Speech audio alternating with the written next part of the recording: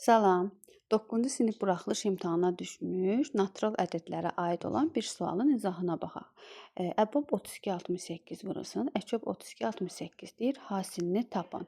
Bu hasili tapmaqdan ötürü biz bunun ən rahat yolu, əgər ayrı-ayrılıqda da tapa bilərik. Əboba 32-ni 68-i 32-ni 68-in əbobunu taparıq. Əçobda 32-ni 68-in əçobunu tapıb bir-birinə vurarıq. Amma ən rahat yolu bizim belə bir düsturumuz var ki, əbob A ilə B vurulsun əkob A ilə B bərabərdir A vur B hasilinə. Yəni bu bizim düsturumuzdur. A vur B hasilinə.